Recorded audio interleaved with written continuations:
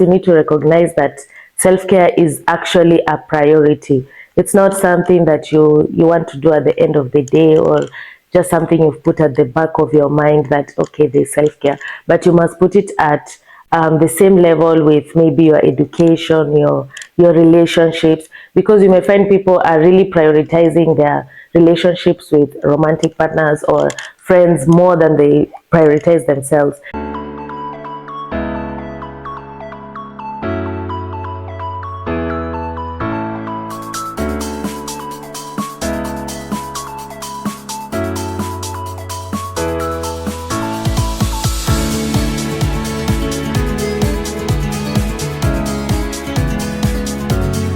Welcome back to the Balance It podcast. In this podcast, we have all conversations about wellness and purpose. In today's episode, we're going to have a conversation on self-care and boundaries. I'm your host, Gertrude Nasike. And I am Eda Onyoni. And definitely, as you can see on set today, we have a guest. Yep. And thank you so much for honoring our invite. I'm glad to be here. So maybe you can just introduce yourself, just tell us who you are, what you do maybe, and everything about yourself. Okay, so first of all, thank you for the opportunity to be here. I'm glad to be speaking with you ladies today and to the audience also. So my name is Esther Kwamboka Monde and I am a master's student. I am studying advanced practice registered nursing and I am specializing in ICU. Yeah, so that's a nutshell about me. I think we'll know more about me as we continue. Yes. Yeah, so I think just to start us off, to make sure like the environment is a little bit warm for all of us, we can have icebreakers and we will start. What's your go-to skincare brand? My go-to skincare brand is Garnier currently. Yeah, so I've been using that for quite some time and I think that's my go-to. Oh wow. For me, I don't think I have a go-to because everything in my, I have not specified on one specific brand, but anytime, any day, Vaseline. Wow, that's also a brand. Any day, Vaseline. Anything for the skin, definitely Vaseline. Oh, nice. For me, I would say my go-to skincare brand is Forever Living. I've been using it for like 2 years and I really love the results. Yes. And then what is a skincare product that you cannot do without, or anything in your skincare routine that has to be there? Definitely moisturizer because I have dry skin, so I can't do without moisturizer any time of the day. Yeah. I've already said it. I don't know what else I'm supposed to add on that. Yeah, as well, moisturizer. I was seeing a dermatologist before, and she actually told me that before you, immediately after you leave a shower, the first 2 seconds you need to have moisturized your skin, because when you shower, I think the moisture leaves your skin. So I think you need to bring back your moisture back to your skin by applying Vaseline immediately after you either take a shower or you maybe wash your face or any part of your body. Yeah, wow, so I didn't know about that. I think I'll put into practice. For me, it's also a moisturizer, and I just like it makes my skin look vibrant and just glowy as well, not too dry and sad. Yeah. And our last icebreaker. Would you rather shop online or offline? I love shopping, both online and offline, but there's a way when you're shopping offline, you feel like, okay, maybe I'm not spending so much money, but you're actually spending so much money. So that's kind of a trick. But I would say offline because you're free, but the problem is you can't try on the size, but still offline. Even for me, I will go for offline. I would go for offline because I can be able to just see and touch and feel the texture of whatever that I want to purchase compared to online. But recently what I've been doing, I go to online first, I see what because it gives me a lot of like varieties, and then whatever that I get, maybe I need from online, then maybe I can get it offline, but definitely offline. Offline as well. It's so weird that like it's like we have a number of things in common. Yeah, also me also same vibe. yeah, I also like feeling the texture, especially when it's things to do with maybe clothing or something I really want to see, or deco. I want to see it, and if I don't like it, at least I can leave it. As compared to online, once I've bought it and then it's delivered, and probably I don't like it. You know, there's nothing much you can do with that. You see. And it's not your size, or it's differently pictured. The color can be different. What you order versus what you get. Or it looks better on the model. There's a lot of factors. It didn't come with a model. Yeah, so I think offline all the time. Yeah. Yes. Okay, all right. And I think maybe we can now begin the conversation. Definitely, we are today talking about self-care and boundaries. So keep in tune till the end. If you want to know how to set all those boundaries that you've been trying to set and maybe you are not getting it right. So keep in tune till the end, and also self-care. So maybe we can begin by getting to understand what our definition of self-care is. So self-care to me means intentionally setting time and prioritizing things that will improve your spiritual, mental, emotional well-being. Not only thinking about your outward body, but also your mental, your emotional, your relationship with friends, your family. This is all self-care, because as a person, you are encompassed with so much around you, and you must ensure that all these things are at a balance. So self-care is not only about yourself, but it is also with those things that are surrounding you. I agree, and I think that is the same thing. That what self-care means to me, it's just balancing all those pillars of life and trying to have like a balanced life. Even if there is no balanced life, we can try to have some balance of it. That is why we are here, balance it. Yeah, so focusing the same elements that you have talked about: finances, spiritual health, physical health, what else, mental, social, all those matters, all those matters included together. So just taking care of all those. That's a really good perspective. Initially, I wasn't of the same perspective.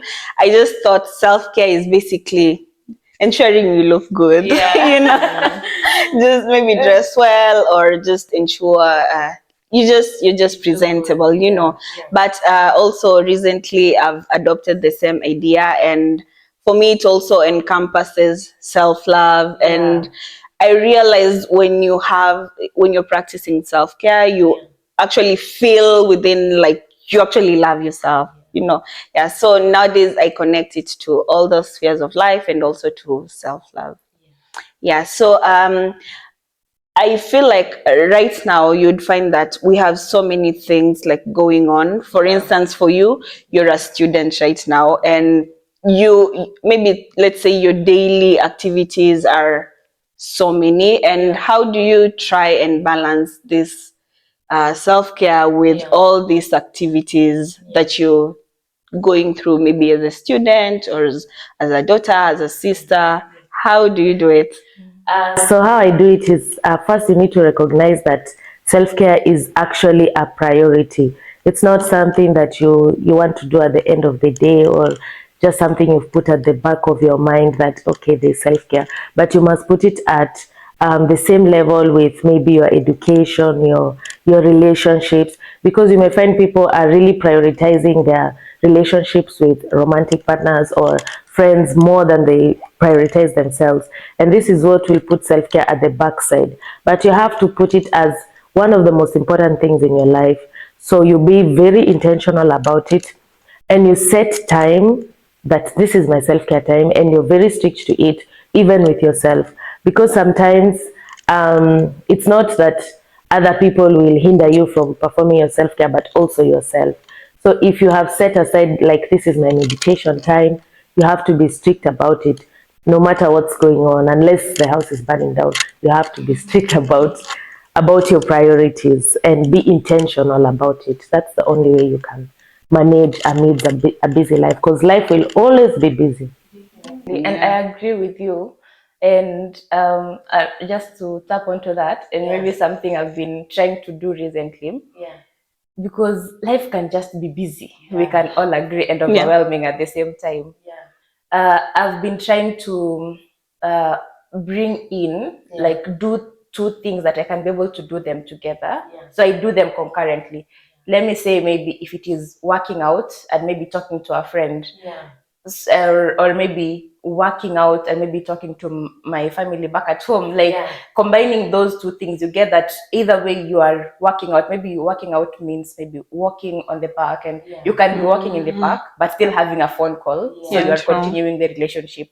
Or maybe now walking in the park is, but you can still do meditation in the park. So like you can be able to kill two stones with two birds with one stone. Yeah, so that is what I think I've also incorporated, like, recently, that I think is also helping me. But also being intentional, that intentionality is a very good point.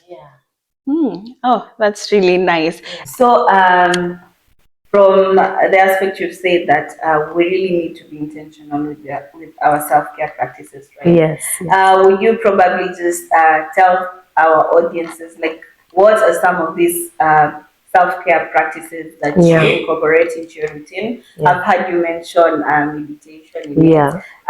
What are some of them that, if it's okay in all the spheres of life you talk about? So first of all, I'd like to say that when you want to look into self-care, you need to understand the kind of person that you are and understand your needs. This is what is going to help you, like, know, okay, this is what I would like to do for my self-care. Because, like, for example, meditating, it's not for everyone. I mean, it's a good thing, but other people can debunk their mind in other ways. So first, you need to understand your needs. So for me, in terms of my mental health, I like to journal and meditate, because it just gives me a chance to pause what's going on the world and just focus on myself. Yeah, and in terms of, like, overall wellness, I like to be very intentional about what I'm eating, what I'm putting in my body, and at least moving about. I try to walk to school so that it doesn't look like, okay, I'm exercising, but you are actually exercising. Yeah, so if exercising you sounds like, oh, so big, you can try and reduce it to, like, okay, let me walk to Lidl, let me walk to Metro, you know. I agree. And also, I feel like we're supposed to be talking about boundaries as well. And maybe we can bring in the part of boundaries right now. When we are doing life and even practicing self-care, because I believe boundaries is part of self-care. So if you're not setting boundaries, then maybe you're not taking care of yourself to some element, to some extent. So do you have some strategies that you incorporate in your daily life to ensure that you are setting boundaries in order to have the self-care still in track? Yes, indeed.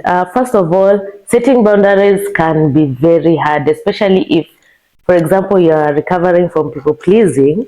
And, you know, I was once a people pleaser, so I know it's very difficult to set boundaries, especially when you have realized that, okay, you are people pleasing and you need to pause this, you need to stop this immediately. So it's very difficult. So first, you need to give yourself a pep talk, you know, like when you want to set boundaries, especially with parents, you need to say, give yourself a pep talk. Okay, I'm doing this for myself.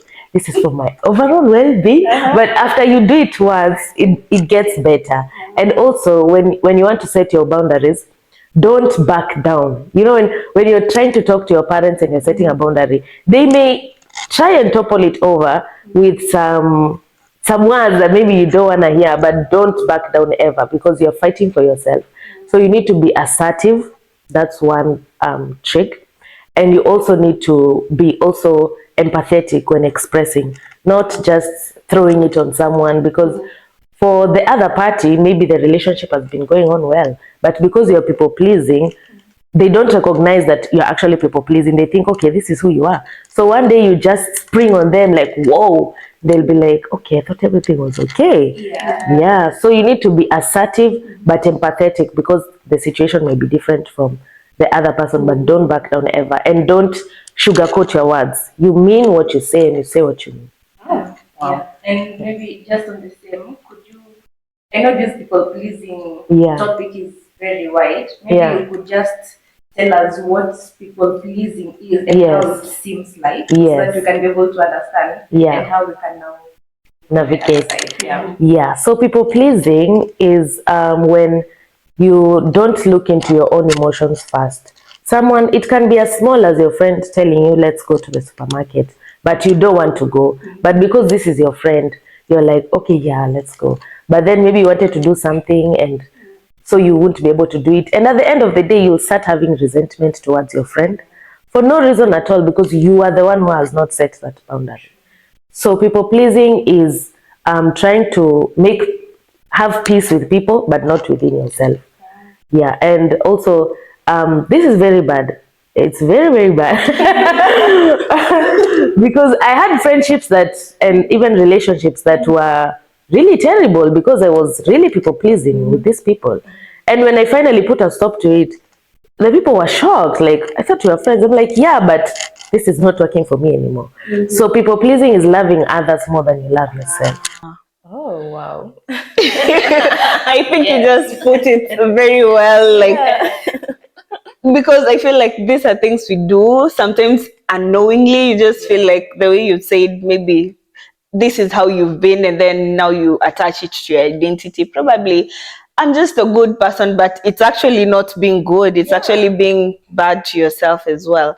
But how do you get a balance between saying no, let's say in terms of maybe friendships, as little as going to the supermarket, and making sure that as much as you've said no, the other party does not feel also bad or quite not okay with the decision you've made as well?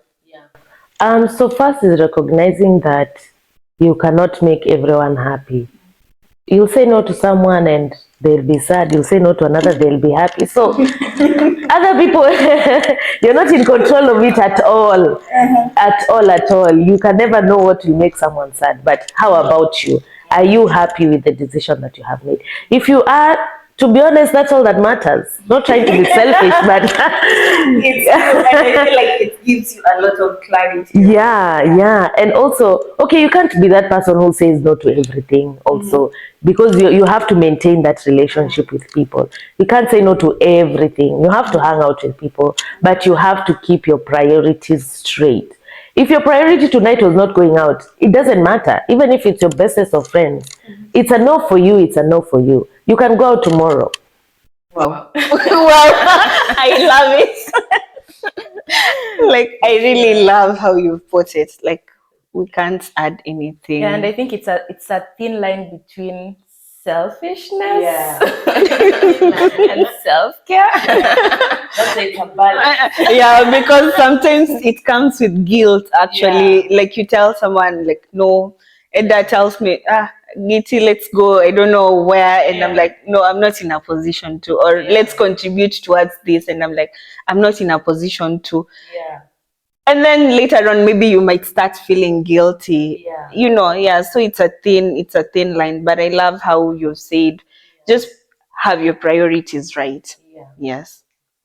Yeah, and also I feel like if I'm your friend, I'm supposed to understand when you tell me no. I am not supposed to feel, but if truly I have also worked on myself, I need to understand, then yes, it is okay. It is okay. And definitely by the time I'm coming to you, I know maybe you're in a position to help, or if you're not in a position to help, it's okay to say no, and I should take it positively. But if your friend also doesn't take it positively, it doesn't mean they're not your friend. Maybe they're just not in a space to recognize this. But don't take that burden upon yourself, that, oh, my friend has seen this as bad. Don't even try to take that burden upon yourself, because as yourself, you already have too many things that you have to deal with. You can't take someone else's bag and put it on your shoulder. So if they feel bad, to be honest, okay, chonjo.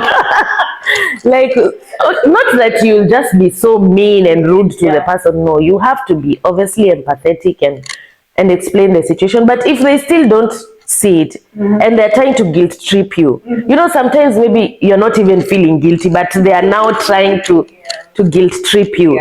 Don't back down. Just say this is me, and Let's be good friends, guys. Yeah. And I think it also brings me to I normally have this concept, like, as we grow older, we just have a lot of things in mind. The same way probably Eda has things going on, I should be in a position also to understand that she might say no at times, you know. It's the same thing. Sometimes people say, oh, fake friends, but this person you're calling a fake friend is also experiencing the same problems you're experiencing, and they're not in a position to help, you know. So that's really well put. Do not back down. And just in relation to the guilt, because that's what we've been speaking about, what are some of the strategies that you try and use to ensure that you do not feel guilty, but still prioritize your needs, even in an empathetic way, you know? yeah. So first, you need to recognize that guilt is a normal feeling. Like, it's not bad that you're feeling guilty, because when you're setting your boundaries, you think, okay, I'll set my boundaries and wow, everything will be wonderful. No, you'll have really guilty feelings because you are used to everything being at peace with everyone saying, oh, you're such a good person, oh, you're so nice, oh, you're so nice. It's not really a compliment when people tell you that all the time, because it means you're doing something wrong with yourself. So when you feel guilty, first recognize that this is a normal feeling, because you can't deal with a feeling that you cannot accept or recognize. For example, when you say, oh, nasikia sijui aje, like, how can you deal with something that you're not sure? So, and then after that, you need to remind yourself why you're doing this. Remind yourself you're setting boundaries for yourself. You're setting boundaries to have a better relationship with others. So this is something that will not only benefit you, but also the people around you. So the guilty feeling will pass when you remember that in the bigger picture, this is good for everybody. That's really nice. Like, I like how you put these things. So I'm so sure most of us are young women, and let's say our audiences are also young people, both men and women as well. What self-care practices can we use in trying to ensure that we pursue our creativity and also ensure that we just follow up our passions?